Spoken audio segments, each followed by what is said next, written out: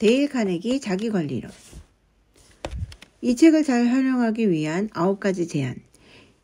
이 책을 효과적으로 활용하려면 반드시 갖추어야 할 조건이 있다. 어떤 규칙이나 방법보다 훨씬 중요하고 본질적인 조건이다. 이것이 없으면 이 책에서 아무리 많은 원리를 배우고 익히더라도 실생활에 별 도움이 되지 않을 것이다. 반면에 이 중요한 재능을 가졌다면 활용법 따위는 읽지 않아도 엄청난 일을 해낼 수 있다. 마법과 같은 이 필요 조건은 무엇일까? 배움을 향한 깊고 절실한 욕망, 다시 말해 걱정을 그만두고 새로운 삶을 살아가고야 말겠다는 단호한 결단이다. 어떻게 해야 이러한 욕망을 가질 수 있을까? 그것이 정말 중요하다는 사실을 스스로 끊임없이 상기해야 한다. 책의 모든 원리를 자기 것으로 만들었을 때 행복한 삶을 살아갈 수 있을지 상상해보라. 자신에게 계속 속삭이라. 내 마음의 평화, 행복, 건강, 심지어 수입 전부는 이 책에서 가르치는 지혜롭고 자명하면서도 영속적인 원리를 얼마나 잘 응용하는지에 달렸다. 처음에는 각 장을 빠르게 읽어 전체를 조감할 수 있는 눈을 기르라.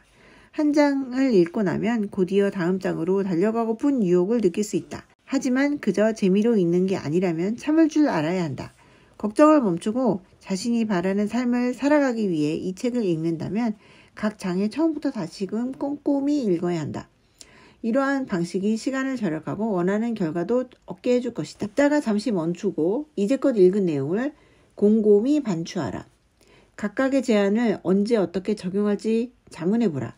사냥개가 토끼를 쫓아가듯 정신없이 달려가기보다는 이렇게 하는 것이 훨씬 유익하다.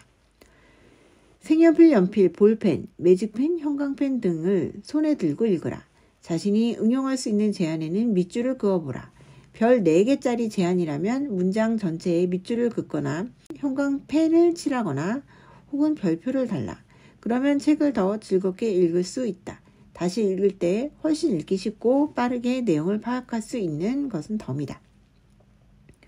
규모가 큰 보험사에서 15년간 관리자로 일한 여성이 있다. 그녀는 매달 회사가 발행한 모든 보험 계약서를 읽었다. 똑같은 계약서를 해마다 읽고 또 읽은 셈이다. 왜 그랬을까? 그 방법이 계약서의 조항들을 분명히 기억할 수 있는 유일한 길이었기 때문이다.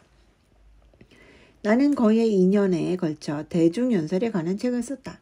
그런데 앞에서 내가 무슨 내용을 다루었는지 확인하려면 이따금 앞부분을 들춰야 했다. 망각의 속도는 놀랄 만큼 빠르다.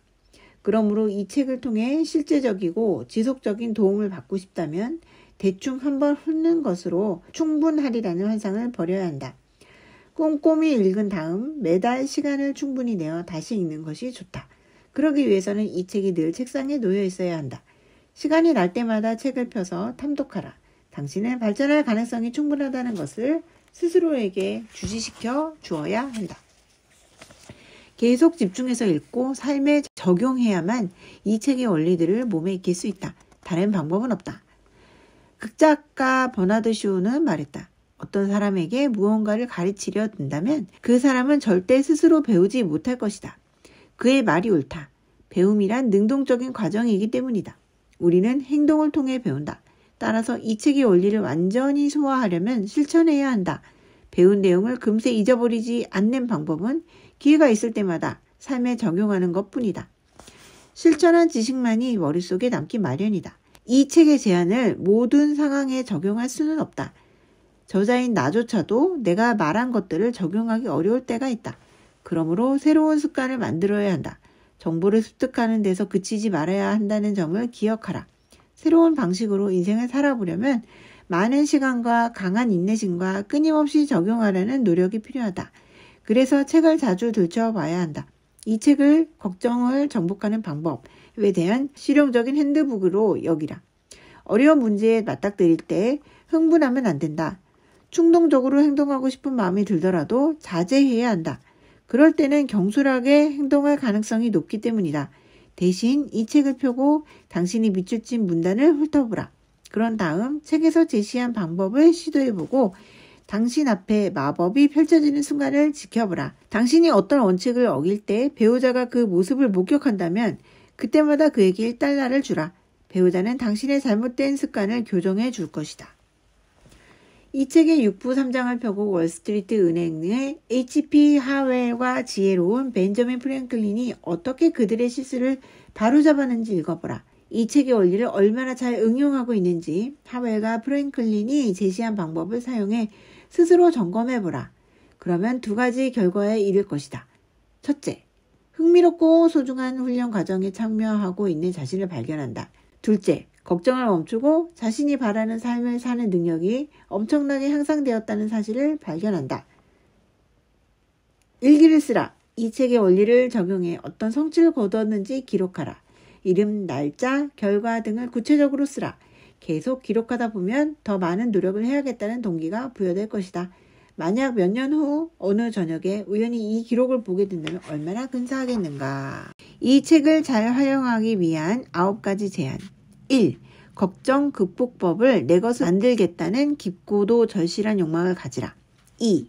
한 장을 적어도 2번 읽고 나서 다음 장으로 넘어가라. 3. 가능한 한 자주 읽기를 멈추고 각각의 제안을 어떻게 적용할 수 있을지 자문해보라. 4. 중요한 아이디어는 밑줄을 치라. 5. 달마다 이 책을 다시 읽으라. 6. 기회가 있을 때마다 책에서 배운 원리를 실천하라. 이 책이 일상에서 마주하는 문제를 해결하도록 도와주는 실용적인 핸드북이라고 여겨라. 7. 당신이 규칙을 위반할 때마다 그 사실을 읽기 외우는 친구에게 $1를 주는 식으로 배움을 재미있는 놀이처럼 만들어라. 8. 매주 자신이 얼마나 발전했는지 점검하라. 어떤 실수를 저질렀고 무엇이 개선되었으며 삶에 유용한 교훈을 충분히 얻었는지 자문해보라. 9.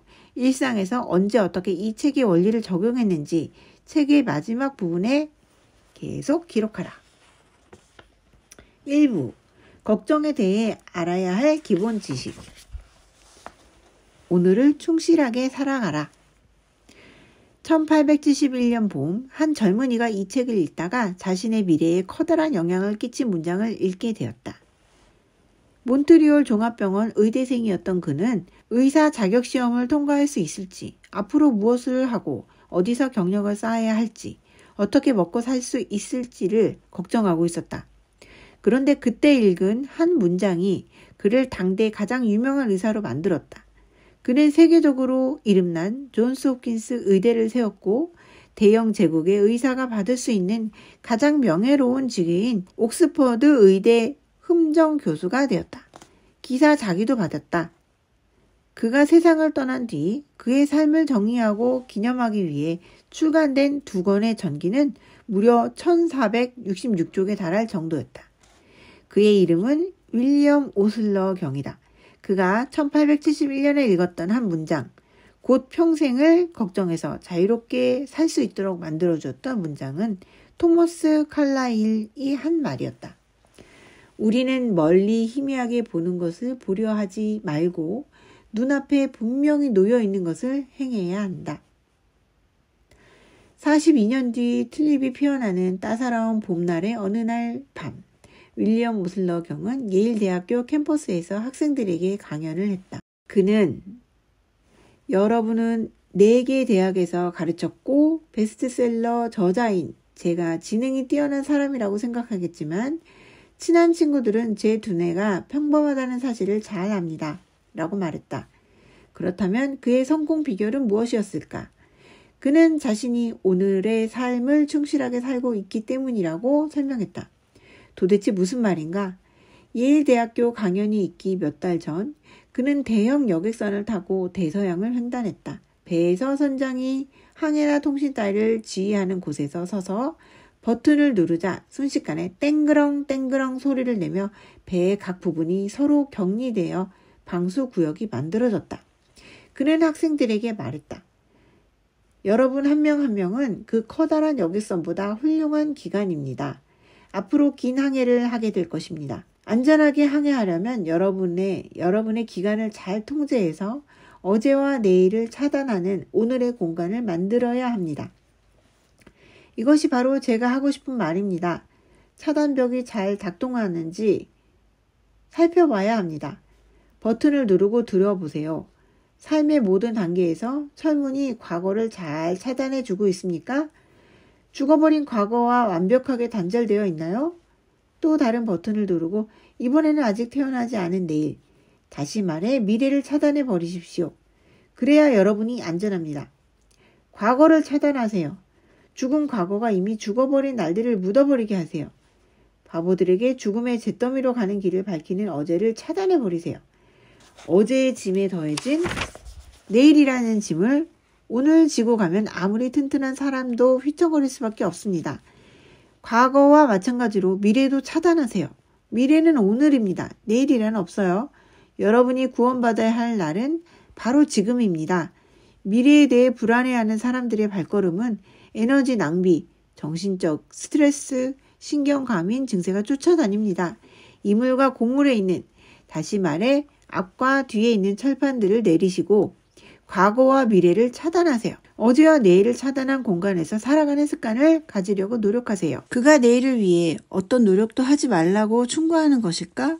아니다. 그는 내일을 맞이하는 최선의 방법이 지성과 열정을 집중해 오늘 해야 할 일을 잘하는 데 있다고 강조한다. 그것이야말로 미래를 준비하는 유일한 방법이기 때문이다. 윌리엄 오슬러 경은 주 기도문에 나오는 오늘 우리에게 일용할 양식을 주시옵고 라는 기도로 하루를 시작하라고 충고했다. 이 기도가 오늘 필요한 양식만을 바란다는 점에 주목하라. 어제 먹지 않아서 퀴퀴해진 빵을 불평하지 않았다. 하느님, 요즘 날이 가물어 밀 농사를 망칠 지경인데 또 가뭄이 온다고 합니다. 이러다가 내년 가을에 먹을 빵을 먹을 수나 있을까요? 만약 내가 직장을 잃으면 어떻게 끼니를 이어갈 수 있을까요? 라는 식으로 기도하지 않는다. 주 기도문은 그저 오늘의 양식만을 구하라고 가르친다. 오늘의 빵이 우리가 실제로 먹을 수 있는 유일한 빵이기 때문이다. 오래전 돈 한 푼 없는 철학자가 땅이 척박해서 사람들이 힘겹게 살아가고 있는 지역을 방문했다. 하루는 그가 산 위에서 많은 사람들에게 가르침을 주었다. 이 가르침은 동서고금을 막론하여 가장 많이 이용되고 있으며 오랫동안 사람들의 심금을 울렸다.